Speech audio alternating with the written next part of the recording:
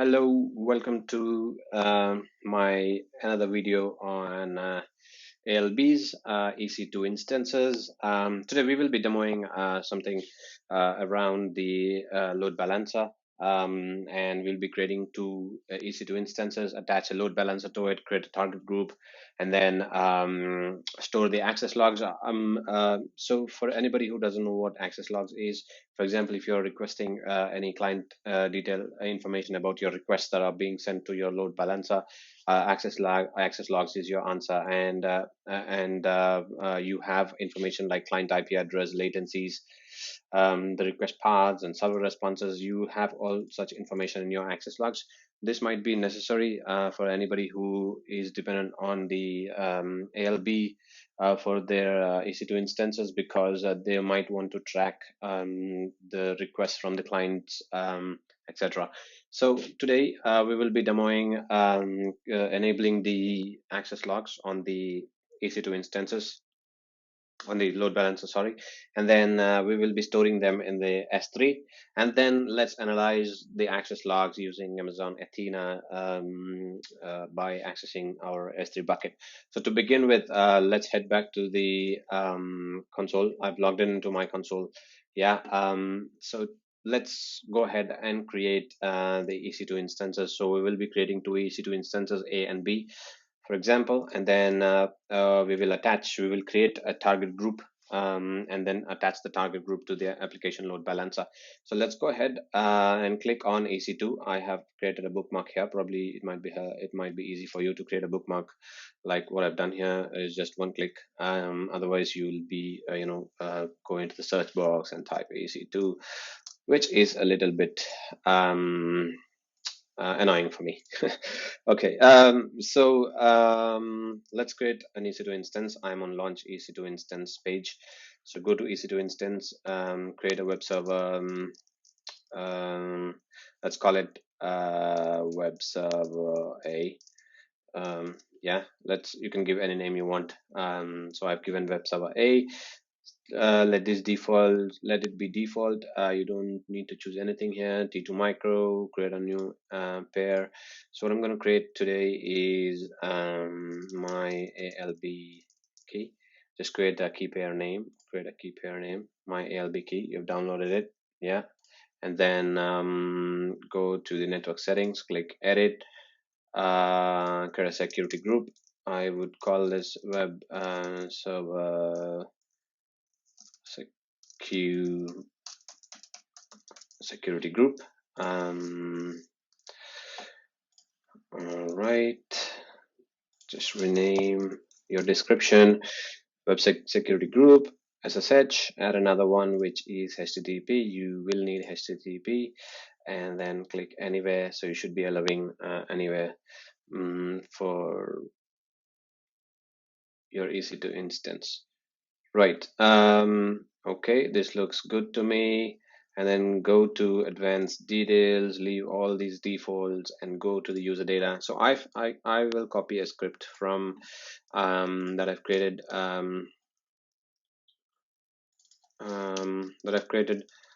while I've done this exercise. So basically, you will simply copy I will be including the script in the description below. So what this script basically does is it creates a server. Yeah, it creates a server and creates an example HTML page. As you can see, this I'm just echoing the HTML into the index.html file, so that this response. So when you hit the application load balancer, you will see from where you get the response from which EC2 instance you'll be getting the response from, right? So for that reason, I've created this one. Probably you can copy the same thing into your second EC2 instance, and you will change this to B, which I will be doing it shortly. So yeah, I think rest seems good. Just scroll to the bottom, enable HTTP, SSH, create a security group, key pair. Remember the key pair name, my ALB key, and looks good. Click on launch instance for now. All right, so you have created an EC2 instance. Go ahead and see. So this is your instance. let this start running. Go to launch instance again, create another server, which is web server B, and leave these defaults, T2 micro, and choose the ALB key that you have already created it, and create and select an existing security group, which is web server security group, which we have created earlier, and then advanced detail, just paste this, which you have already copied, just replace A with B because this is the second server.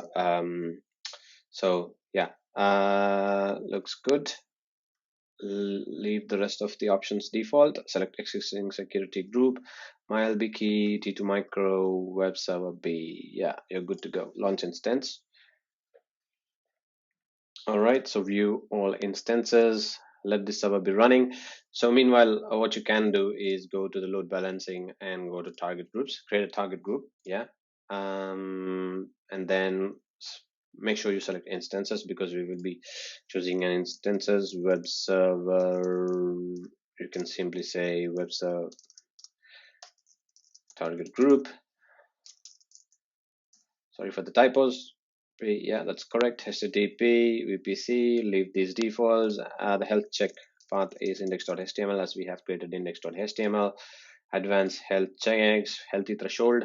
So basically, we will be using something as you know that this healthy threshold is something that number of consecutive health checks successes required before considering an unhealthy target. So basically, for any 3 checks, if there is something unhealthy, then probably this is basically the health checks. Unhealthy threshold is 2. Leave that default. Timeout, interval, success codes. Interval maybe 300 seconds. Approximate amount of time between health checks. Maybe increase the interval to 300. I mean, it's up to you. It's up to you guys. You can choose whatever you want between these ranges over here. As you can see, this is my options that I've selected. All right, so okay, move on. Click on next. Select these instances which are running and include as pending below, and then create a target group. So obviously you have created a target group now. Now the next step will be go ahead and create a load balancer. We will be creating a application load balancer because this is something that whenever we create a HTTP instance, probably you will link up with the application load balancer. As you can see here with HTTP and HTTPS traffic. For anything related to UDP, you will be choosing the network load balancer. And yeah, let's go ahead and create the application load balancer for now. Now, web server. You can choose anything you want. Next server ALB. Yeah, this is the name that I want to give. Internet facing IPv4. Select all the availability zones that you have. Just select these availability zones. Yeah, you should be good. And then go to security group. Select the security group that you have created and create and delete the default one. Like I did, and on HTTP port, forward to your target group because this is where when you hit the application load balancer, you will be redirecting, forwarding basically your request to the target group. Yeah, and then I don't want to create a global accelerator. Create, and everything looks good. Create load balancer. So now that you have created a load balancer, it might take a couple of minutes to spin up the application load balancer, but for now click on the web server ALB. This is my LB. So as you can see, listeners, this is the DNS name that we wanted to use and run our EC2 instances. So our EC2 instances will be running here. So click enter. So it is still not the ALB is not yet provisioned. So what we're going to do is we're going to wait for a couple of minutes more, and until the state changes. So meantime, we will be discussing about what we are going to do once you hit the, so for example, once your ALB is provisioned, what we're going to do is we'll be hitting this URL so that you will see the response coming from whether server A or server B as we have created, which we will be demoing shortly. And then so meantime, how do you enable an access log? So when you select the access load balancer, right? So you click on actions, edit the attributes, and you will go to this page, and you will see, and you should be able to enable the access logs. Yeah. So go back to the load balancer, or maybe go to the EC2 instances. I'm sure they are running. So let me go to the copy the public IP address. Yeah, paste it. Yeah, this is the response you will be seeing from the load balancer as well. And then what about this instance? Copy the public IP address, paste it. Yeah, that's the response from B. I have held the instances now. Go to the load balancer. Yeah, something is not right here. Okay. All right, click on this one, select the web server. Yeah, we already have it. Hopefully it is now. Yeah, there you go. So you got the response from server A. I'm now using the load balancer URL. Yeah, I just refresh the page a couple of times. You see the response from different servers now. One is from B, one is from A. Yeah, there you go. So now you have successfully created a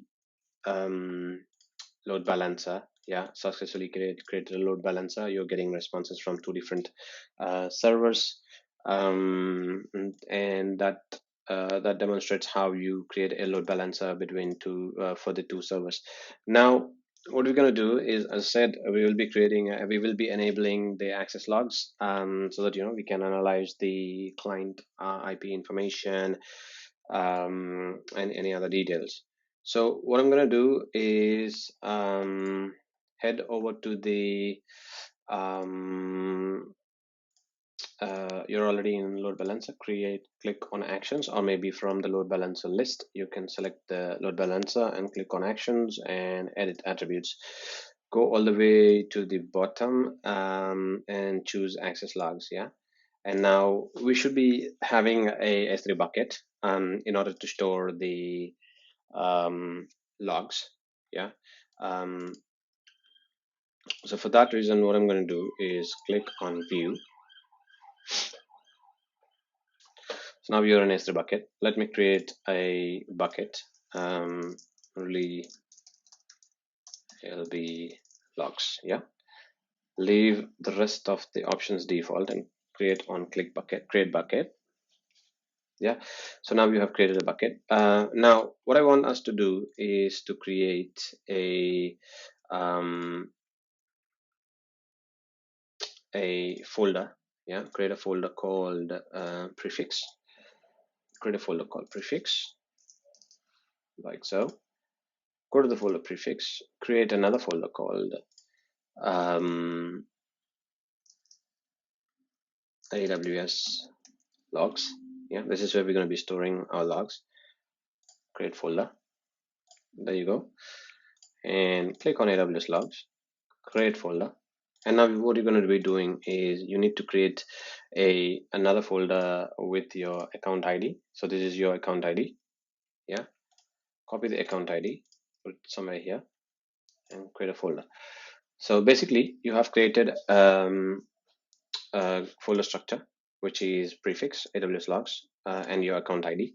I've copied it from the drop down over here, copy the account ID for you to for the ALB to deliver the access logs into your bucket under your account ID inside the prefix and AWS logs folders. So make sure you have this structure. Yeah, I think this is the new structure that AWS is having. previously you would be able to create access logs bucket. You do not have to create this the whole thing. You just need to give point to your bucket, or you will be so the ALB will be creating a bucket for yourself, so that it just delivers to the bucket that it creates. So you do not have to create this bucket by yourself. Okay. All right. So what we're gonna do now? Go back to your load balancer, browse S3, select the ALB logs, choose, and then you will be creating a prefix. You should be giving the prefix. Make sure you have prefix. All right. Save changes. Oops, there is an error. We should be editing the bucket policy. Yeah. So currently our bucket doesn't have any permissions. Okay. So there's no bucket policy. So what I'm going to do is I'm going to click on edit, and I have created a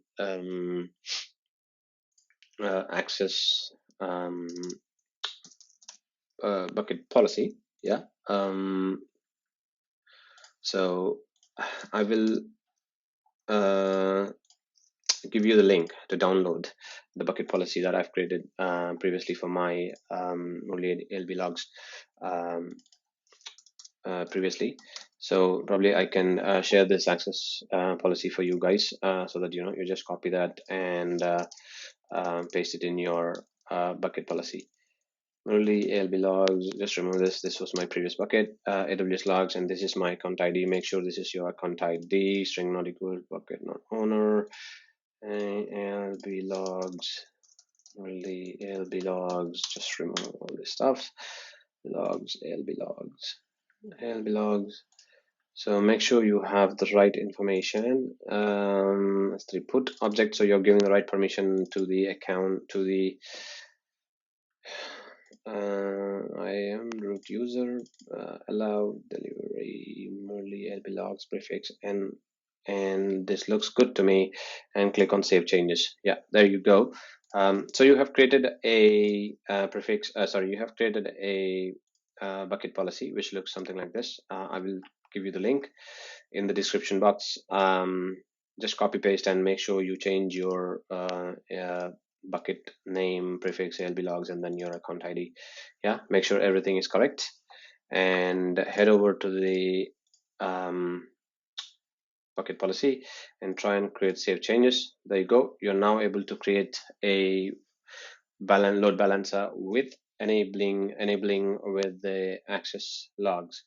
So go back to the web server, wherever you're trying to trying to access it. Just hit refresh a couple of times, and also try and create I have a VPN with me. So what I'm going to do now is I'm going to connect to a VPN to a different country and try and hit this server again and again with different countries, and I make sure that I I capture all the client information which is needed. VPN, what's wrong with this? Okay, so I've already opened this. Go to the, okay, so go to United States, click on connect. Okay, so now that I'm connected to USA, refresh this a couple of times.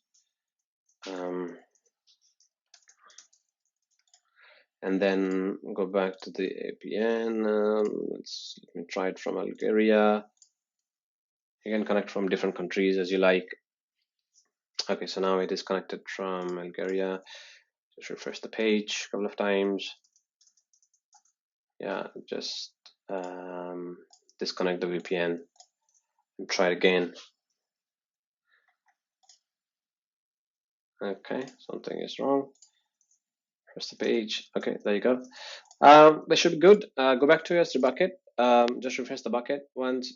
Click on prefix and go to the AWS logs and your account ID. You see this file. Just refresh a couple of times. You should now see a elastic load balancing folder in some time. Just hit refresh a couple of times. So what we will be doing basically is go back to the querying application load balancer. I will attach these links, which is helpful for you guys. I'll just go down. So what we're going to do is I will be opening a Amazon Athena. I will create these tables in the Athena and load the data from the S3 and query the data from the Athena. So you can see what exactly is going on with the access request or ALB. So go back to the S3 bucket, refresh the page, and let's see if it's still. No, I haven't seen it. Nope, nope, nope. Just refresh a couple of times and wait for it. Try and make more requests to this. Hit refresh. Yeah, there you go. So now that you see this elastic load balancing folder, click on that US East 1, select the year, month, and date. There you go. So you see some logs. You can download it and see any information regarding the client IP and stuff like that. All right. So now head over to the Athena. I hope it makes sense to you guys until now. So this is another step that we are going through. Click on settings, manage. So I'm going to change, I'm going to give my S3 bucket, ignore these things, which are my previous bucket, which is my previous bucket. So only ALB logs, prefix, query results, and just click on save. So what you're going to do meantime is go to your S3 bucket. Yeah. Inside the S3, inside the prefix folder, create another folder called query results. You will be stashing your query results. Create a folder. Yeah. And go back to the Athena. Make sure you have this in the path, query result location and encryption, and save this. Go back to the editor. Yeah. I have already copied the query from here. Yeah.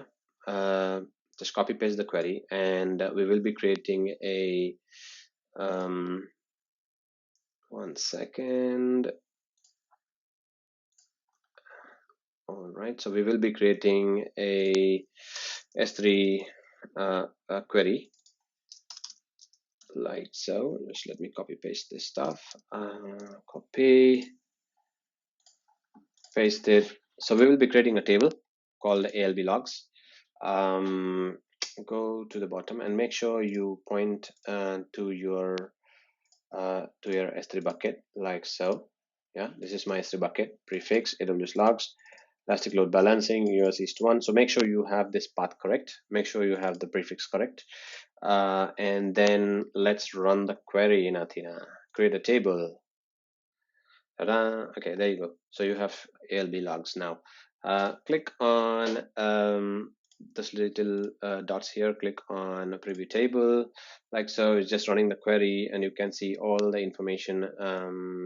It just ran my query, or just load this from here. It's run again. And you can see all the information regarding the client IPs, where this request came from, and what is the port number, and you can see all such information over here. So what is the page that they are trying to access, all such information you can see in the Athena. So I have a couple of other queries to try. Probably you can also try the same thing. Go back to this querying page, go back to the okay, let's try this one, example query for ALB log. So let's try this query now. Okay, let me open up a new editor. Copy paste this, request verb, client IP, ALB logs, group by request of a client ID. Okay, run this query. Let's see what's going to do now. Okay, so there the count is 8. So this is the client ID who made 8 requests. There's the client IP who made 9 requests, and this is the client ID who made 16 requests.